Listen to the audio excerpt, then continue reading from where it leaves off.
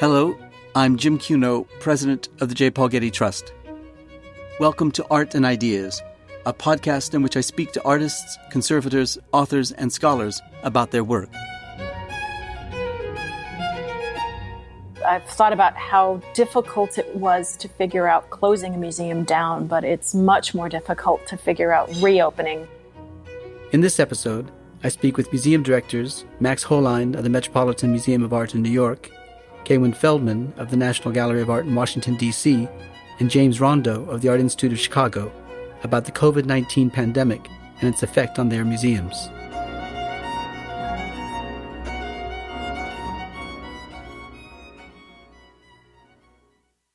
The current pandemic forced museums around the world to respond quickly to its rapidly developing effects on their operations, finances, and programs. I recently spoke about the crisis with museum directors Max Hollein of the Metropolitan Museum of Art in New York, Kaywin Feldman of the National Gallery in Washington, and James Rondeau of the Art Institute of Chicago. Like most meetings these days, this one took place remotely, but their remarks were candid and personal. The situation was and remains fluid, and what it will mean for their respective museums is yet unknown.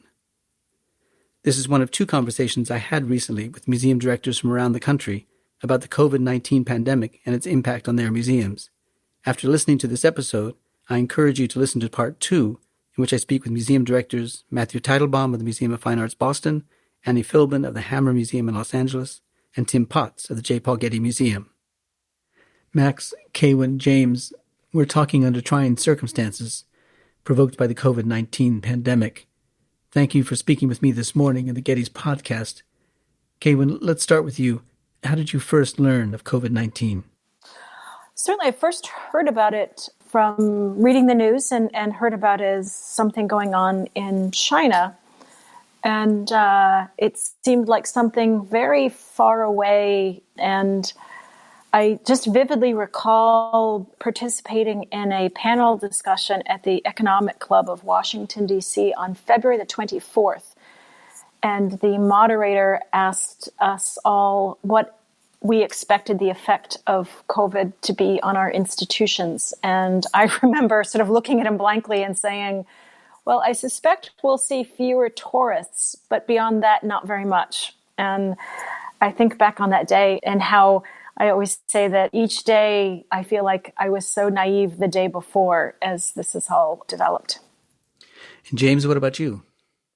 Similar to Kaywin, I would say, news outlets in January, and obviously watching even the story shift in emphasis from China into Europe, it still remains something of an abstraction. And so I think I share, in retrospect, the same sense of limit to my imagination that Kaywin just reflected on. And for me, at the museum, it's a relatively banal lens in retrospect, and that was Maastricht in the last week of February, preparing to be with a small group of trustees and, nearly 10 curators from our staff and watching the plans for trustee engagement, staff travel, unravel with concerns for public health. That was, for me, the kind of evolving lens and the point at which we saw escalation and then immediately pivoted towards staff safety on campus and then again moving towards closure.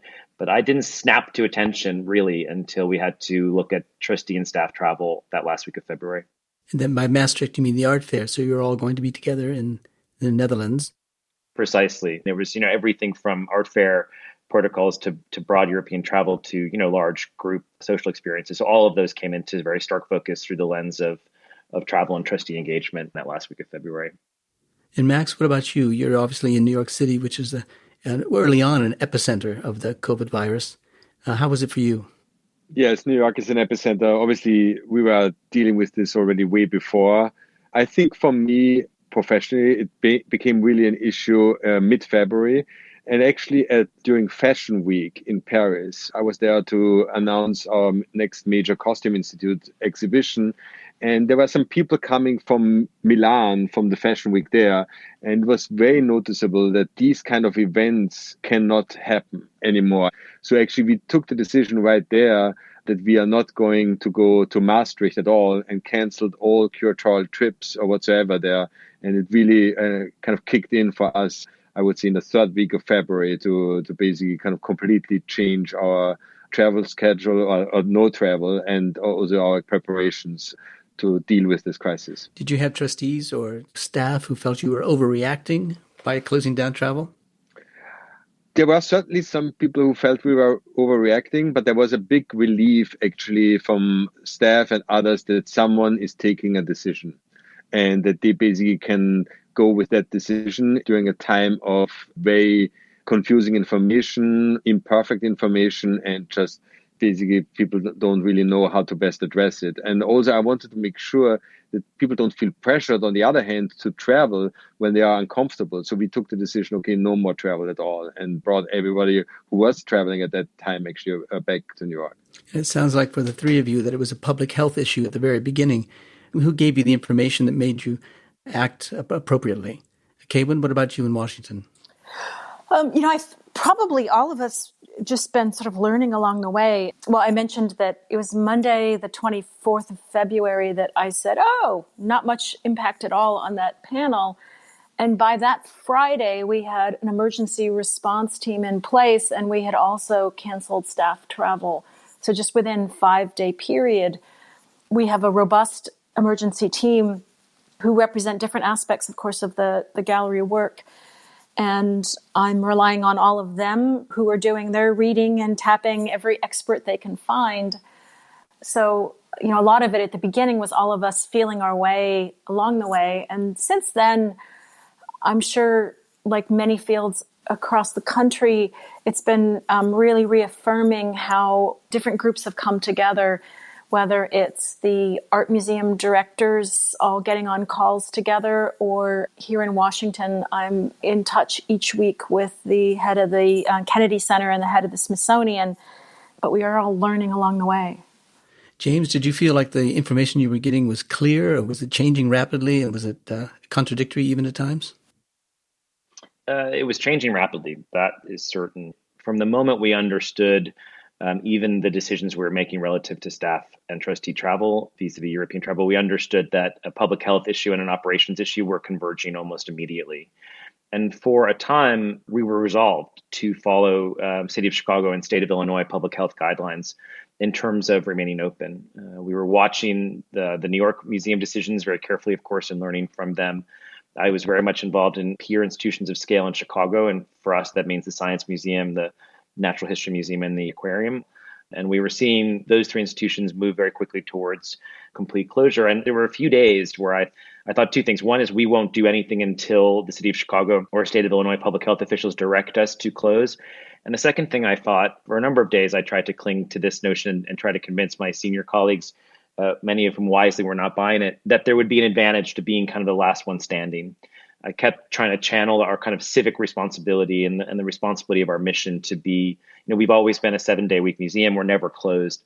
And to kind of embrace that aspect of our history and our present tense and really to go down swinging and not close until we absolutely were directed to. In the end, March 13th, we got ahead of the City of Chicago guidelines. We got ahead of State of Illinois guidelines and chose to pivot with our peer group with a staff first message, of course, staff safety, and then staff financial security immediately thereafter. But I did have a set of fundamental assumptions which proved to be unsustainable in the very early days. And Max, how about you? How quickly did it become an operations issue for you? Well, I think it really went in phases. I think we all had this moment at the beginning where we all thought, also based on the first information that we got, okay, it is like a flu. And then it kind of cascaded from there. One thing that I want to mention is what I realized very early actually was that there's also like a dangerous element of xenophobia that's related to that. We were celebrating actually the Chinese New Year at the Met, and we have a lot of strong Asian department, a strong Asian community there. And you could already sense that kind of issue building up. So then, of course, information was building up. Then it became really an operational issue for us. Honestly, I was really looking also for what our European institutions are doing and looking what's happening in Italy, and not only in Italy, but actually then also in Austria and other places.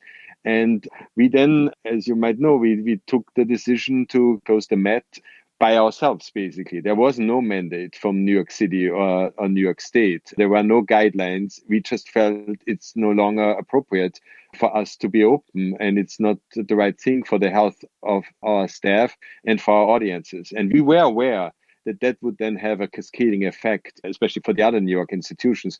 So I called some of the colleagues of the peer institutions in New York City beforehand, kind of telling them what we are thinking.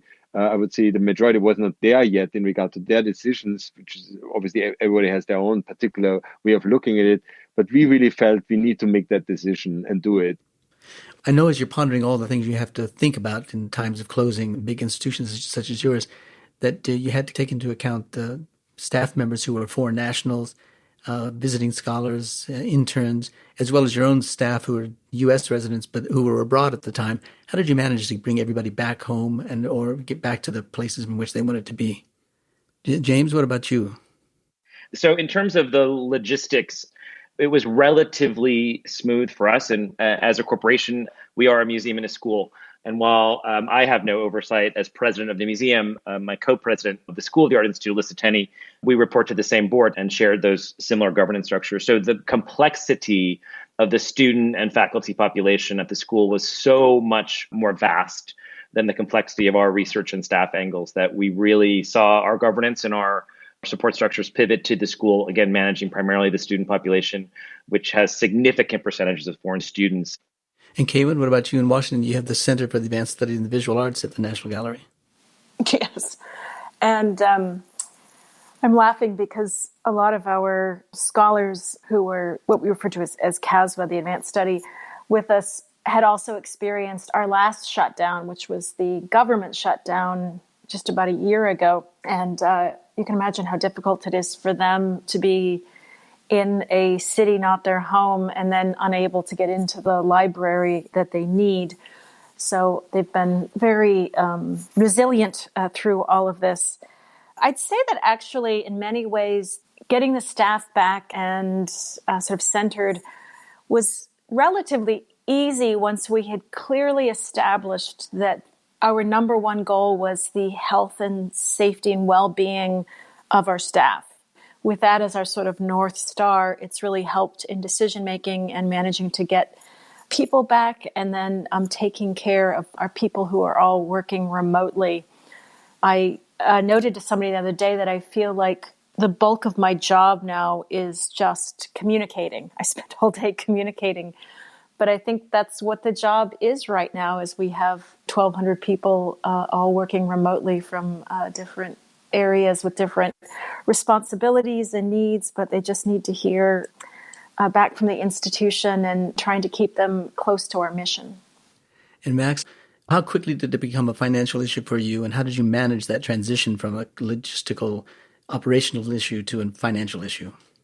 Well, I think we were very aware that this would be a financial issue. Even before we took the decision to close, we already saw our attendance declining because we noticed maybe a week before we closed that tourism in New York City is significantly declining. So we saw already a financial impact right there. And when we then closed the museum, we were fairly quick in announcing what it means for the museum financially and how we would kind of calculate that impact. Of course, it was imperfect information at that point, but we felt it's important to share the impact and the magnitude of it. And that's why we kind of articulated that we anticipate the museum losing about $100 million up until the end of the calendar year through the time of closure and then after reopening. And basically not the reason for that was really just to make people more aware, not so much only about the Met, but really about the magnitude of the issue, also from a financial standpoint, and that it means for us that we have to quickly adjust and get prepared for what's in front of us. Now, I know that none of you was able to take these decisions yourself or even with other staff members take these decisions. It involved conversations with the board. How quickly did that happen and how easy was it? Kaywin? You know, we have one of the smallest museum boards in the country with just 5 trustees and 4 ex officio trustees. And what I found, of course, was that each of our trustees was dealing with their own COVID issues. So whether it was their businesses, their family, their personal lives, they were certainly highly distracted and working on learning along the way, just like the rest of us. But immediately they all agreed with it being the right decision to close. And I'd add that the decision to close was difficult for us as a federal institution. We work with both the administration, with OMB, the Office of Management and Budget, and OPM, the Office of Personnel and Management, as well as Congress. And this was the first time that we decided to close without being told to close by any of our governing bodies. And so that was a difficult decision, but certainly supported all around once we made it. Yeah. And James, what about you in Chicago? We're very different from Kaywin in terms of scale. Our trustee, we're nearly 60. And so the management of our board and governance as a collective is very, very different. The governance decisions have been unfolding primarily in terms of those one-on-one conversations. Certainly, we have an executive committee of 9 trustees. We have suspended the full board governance, and we're working exclusively through our executive committee. But even then, our policy, is not to pivot towards our governance structures with questions. We try to gather the wisdom of key thought partners in the governance structure to help formulate decisions, and then we pivot back to exec asking for ratification of concrete sets of proposals. We try to provide the answers and ask our governance structures to support those proposals with a notion of a clear, strong, articulated vision for how we're approaching the financial models, the business intelligence, and of course, public health and safety for the staff. So governance remains strong in Chicago, but that model of trying to extract the intelligence in one-on-one conversations and pivot back with a vision.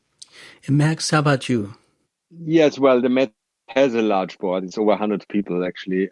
I would just want to add one thing that I felt that, and I still feel during this time now, during this crisis, our board and several people on our board are extremely helpful to shape our opinions.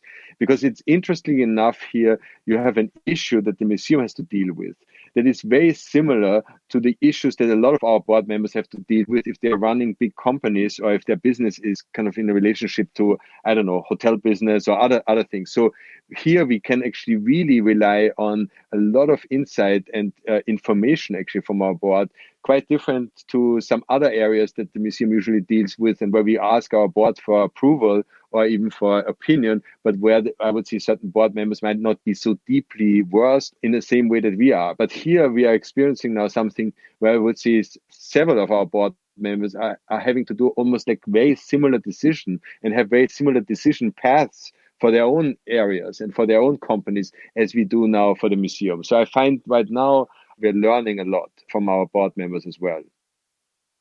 And Jim, if I might add something, the first and primary formulation was staff as a priority before we closed. The second was the notion of after closure that staff employment security and financial security was a priority. We're maintaining a commitment to all full-time staff for employment, salary, and benefits through the end of June, which is we're a little bit ahead of some of our peers in that, but behind some of our peers in other cases. That is a stretch for us to achieve that. Obviously, we're going to be looking at significant financial challenges. But one of the things in making that decision is that we wanted to convey a message of sustainability and stability, that because of our scale, because of our financial model, we're able, we hope, to make those commitments and build those bridges to the other side. We're not institutions at our scale that need emergency relief measures. We're not institutions that will completely fail because, I think, of our scale. And so as a consequence, the other message we're trying to send to our trustee population in this moment is there's absolutely no conversations around fundraising or any kind of solicitation, no modeling or messaging of an institution in distress or at peril. We're simply trying to message the clarity of our priorities and that we're in a moment of absolute stewardship, and we'll return to conversations, if we're lucky, about philanthropy on the other side of the crisis. For all three of you, how did you announce your closing? How did you characterize it? Did you give a time period for its reopening, or was it until further notice? Kaywin, we'll start with you. Yeah, at the National Gallery, we closed within 2 days of making the decision to close and announced it to the staff widely and then added information to our website. And at the time, I decided that we would close until April the 4th, which to me seemed like an eternity. So that was on March the 12th that we made that decision.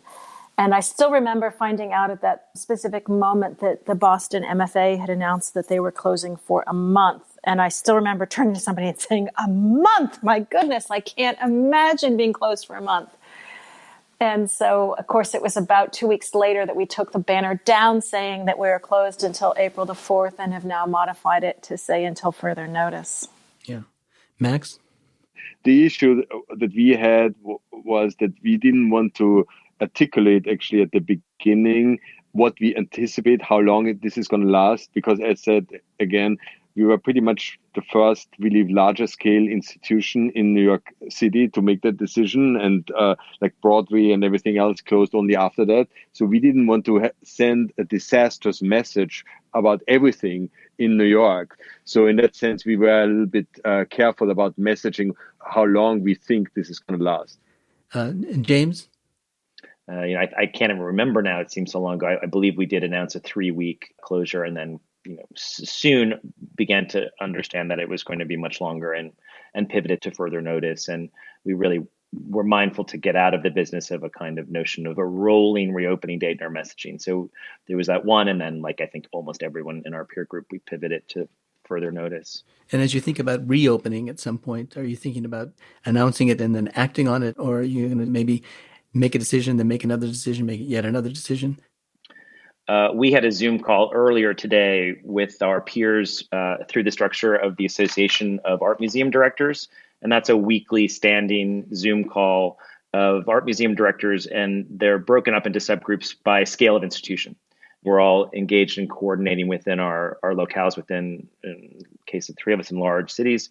We're coordinating as a national group. But one of the things when we brought up in the conversation is really struggling with what the message of reopening is.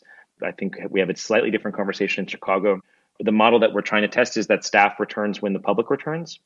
Other than essential frontline staff, we wouldn't bring the staff back, I think, until we're inviting the public back. I think the notion of public health and safety should be symmetrical.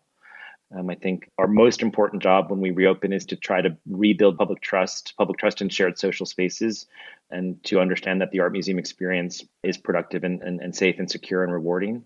And so I'm worried like everybody about everything, but I'm worried about anything partial. I'm worried about opening and closing on cycle. I'm worried about embracing the cycle if we understand it to be almost inevitable. We're saying 80% likely that if we reopen, we'll end up closing again. So we're trying to formulate not when we reopen, but how structurally we are able to message and begin that journey of rebuilding public trust in shared spaces. So I'm really not so concerned about when it is or how we message, but what we're able to deliver as a reopened institution. And is it something that one's taking into account the local authorities and the local protocols, or is it a national protocols on this? Again, like Max in New York, Chicago was ahead of the city of Chicago and the state of Illinois. I can't imagine we could begin to contemplate return until we have those actual official endorsements. So I think in this case, we'll certainly have to follow, not lead. And it may be they're ready for us to consider it before we're ready to consider it ourselves. Yeah, Kaywin, what about you as a national museum? Yeah, it's super complicated because, of course, we have to follow any federal mandates. And then in terms of local, we have, what we affectionately call the DMV, the District, Maryland, and Virginia. And we have different stay-at-home orders in all 3 of those locations. And our staff lives in all 3 locations. So it's going to be difficult managing all of that. But of course, the staff safety and well-being and that of our public will be what really drives the decision. We do think that we'll bring staff back a couple of weeks before we open to the public, just so we can get everything ready to go. But we are talking about staggering that so that we have some staff in a couple of days a week and some staff in other days, so that we don't have a crowded office building whenever it is that we reopen. I've thought about how difficult it was to figure out closing a museum down, but it's much more difficult to figure out reopening. I think we're all in sort of same position trying to figure out the processes and the procedures, and then all of the health and safety rules, the new kinds of rules we'll need to follow once we are open again. For each of you, how quickly did you go from managing an emergency to developing an opportunity for building deeper and stronger, more lasting relations with members, for example, or with the public? Max? I always have a difficulty kind of saying, okay, this is all an opportunity. I think first and foremost, this is a big crisis, and it is a huge challenge, not only for us, for everyone around us. Our thinking was really about, okay, safety, sustainability, actually helping also New York and New York hospitals, for example, by providing masks and equipment. Also helping smaller New York City institutions who are suffering certainly way more significantly under these financial issues, etc. So then along the way, of course, there are certain things not only that you need to adjust, but where you can come out after this crisis as maybe even a better institution in some ways. I think one of the most interesting developments that we are seeing right now is that currently there's an audience building up that learns so much about how you can absorb and receive digital information. Whereas before, I would say a lot of our digital platforms were a little bit more for a certain kind of age group of an audience. And that has already completely dissolved. And that's going to stay with us for the time after the closure. And it's a huge tool for us to further disseminate our educational offerings and many other things, as we've done already before. But now this audience has dramatically widened. We also see a great opportunity for us because our audience is going to become, at least percentage-wise, way more local than before in at least the first 2 years after the reopening. And that's kind of an interesting new way of interacting with an audience that will be way more like for us to repeat visits and will embrace the institution wholeheartedly. I think that there's another huge opportunity there. This is more like a personal observation, but I find right now, with everybody being at home and being at home alone, so to say, and working from home, the whole institution became way more collaborative than it was before. So there's, of course, a huge opportunity right there. And I'm experiencing the institution becoming way more collaborative than it was before, more nimble, and in some cases even quicker to adapt and to kind of initiate.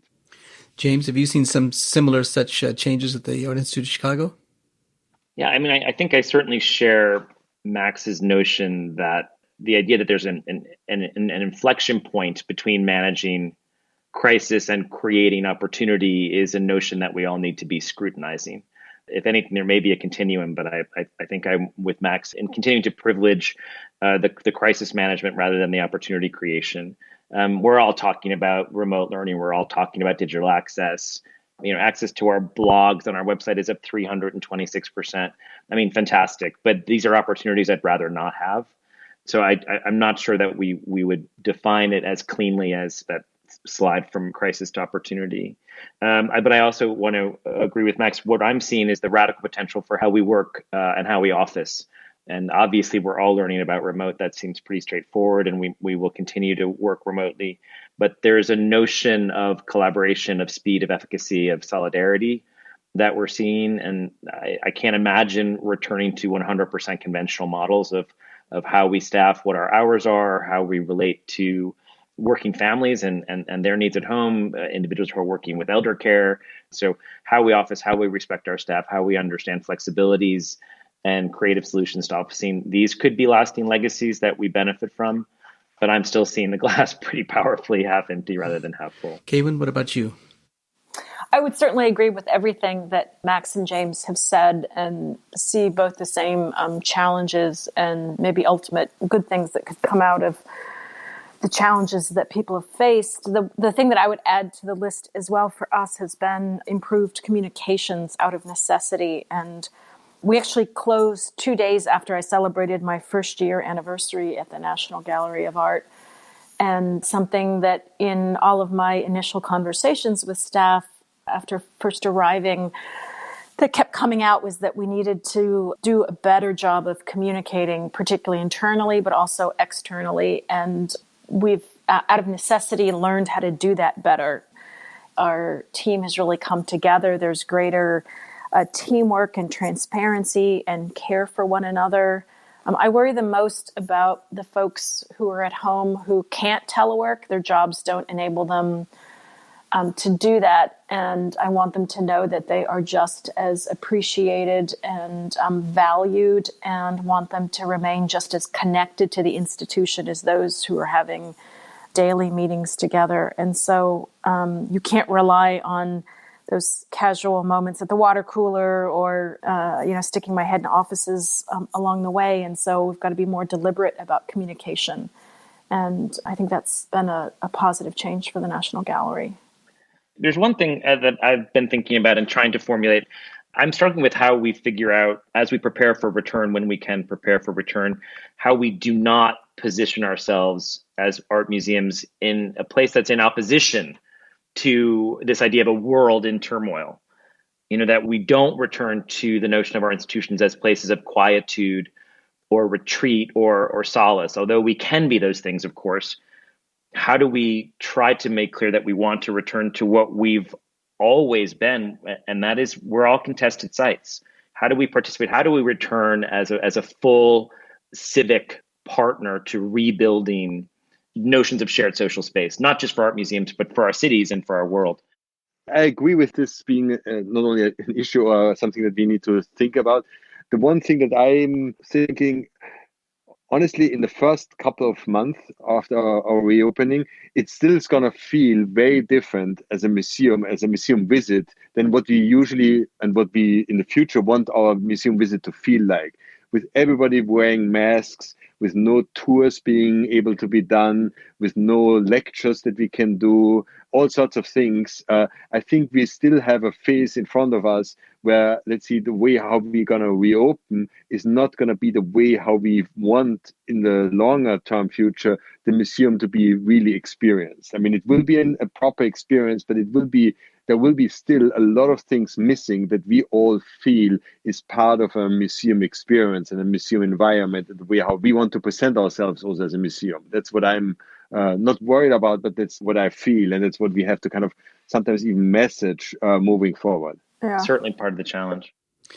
Well, I want to thank all of you for participating in this podcast discussion about this, because it's given us a great regard for the leadership that our museums, such as yours, are benefiting from with your leadership. So we want to thank you so much for the work you're doing, and thank you for participating in this podcast discussion. So thank you. Thank you, Jim. Thank you, Jim. Yes, thanks. Thank you.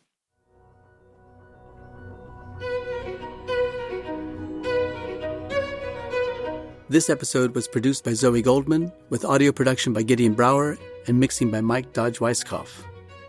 Our theme music comes from the Dharma at Big Sur, composed by John Adams for the opening of the Walt Disney Concert Hall in Los Angeles in 2003. It is licensed with permission from Hendon Music. Look for new episodes of Arts and Ideas every other Wednesday. Subscribe on Apple Podcasts, Spotify, and other podcast platforms.